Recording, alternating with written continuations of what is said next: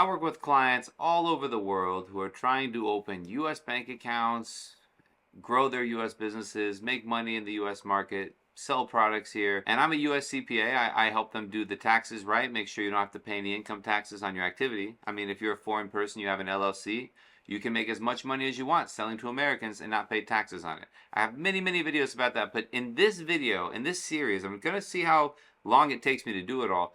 I want to talk about creating your US identity. Now, I want to go through getting a residential address, getting a residential phone bill, creating a business email, a business website, getting a LLC, opening an LLC, getting a business address, getting a business phone, and then applying for a number of different personal and business bank accounts to really get my whole identity set up. I'll show you how to complete the ITIN in a separate video. I have to do that in a different video.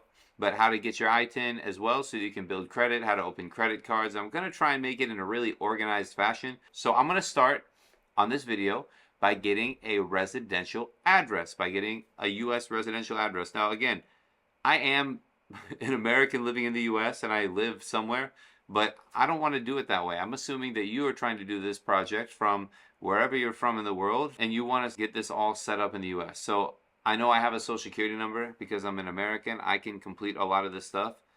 We can wait till you have an ITIN, but I'm just going to go through it in order and do these applications. So I'm going to share my screen on my computer and let's get a residential address, a Vonage phone bill, and then maybe apply for a personal bank account and see how it goes. I don't know how it's going to go, but I want to do it. Let's sign in. And we want to find a residential address. So I've done this on how to get a US address, 6 ways to get a US address video before that I thought was pretty good. We're going to go in here and pick an address or city. I actually found one that I like already. So I found this address in Florida. I can pick a unit number. It's $10 a month. And, you know, as you're looking through this, you can address or city. Let's say you want to do Florida. You can search Florida, and then they have all these different addresses. The point of this is like you want to get an address that's residential, so you can copy it and you can go to Google if you want. This application is smarty.com. You can get a free trial in here and you go to your account at smarty.com, which is so cool. I already used up my month. But you go to the tools and then you can do single address verification, and that's where you put in the address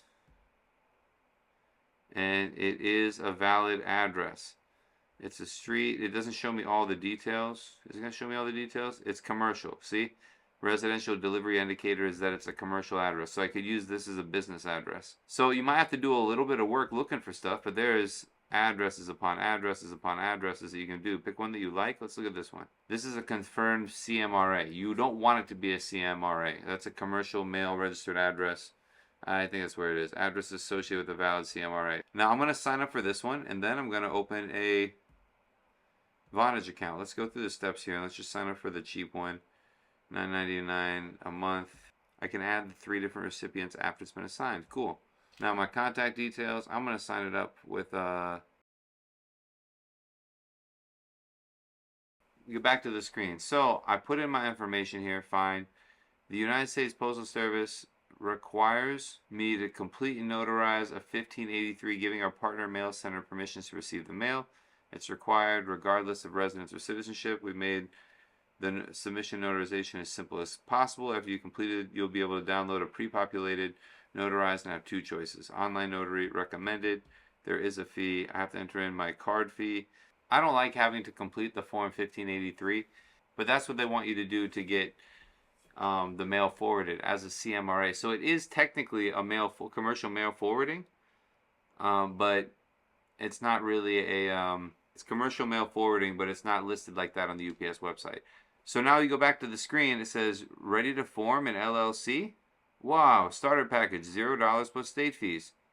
Let's start your journey with Zen Business and let's start an LLC. I'll do this as a separate video.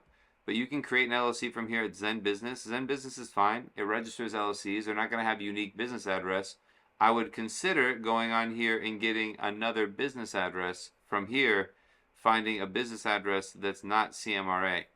And potentially in the state where you're doing business, but maybe where you're going to go. Like if you wanted to go open accounts in Florida. It might be easier to have a Florida LLC even though they're more popular. Again, that's not the point of the video. But I would consider getting a different business address, right? That's the whole point of this whole exercise, to have a unique personal address and a unique business address. So anyways, let's go back to Anytime Mailbox. It says I unlocked a free Yelp page. Well, that's crazy. I can claim a Yelp page for an address like that? That's crazy.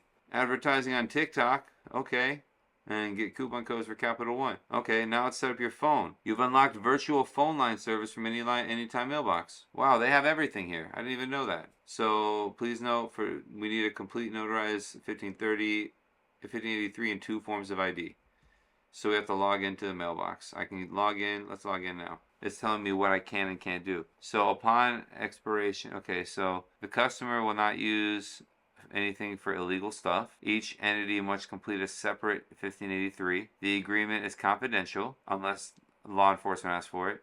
Possession of the mailbox will be considered evidence is duly authorized. They can remove the contents of the mailbox so they can check your mail. There's fees for forwarding mail. They'll keep mail for 10 days. And if you don't tell them, they're going to destroy it. We can cancel it at any time with 30 days notice. They will accept all mail, including registered, insured, and certified items. They only are obligated to accept mail delivered by commercial courier, which requires signature from their company as condition of delivery. I accept.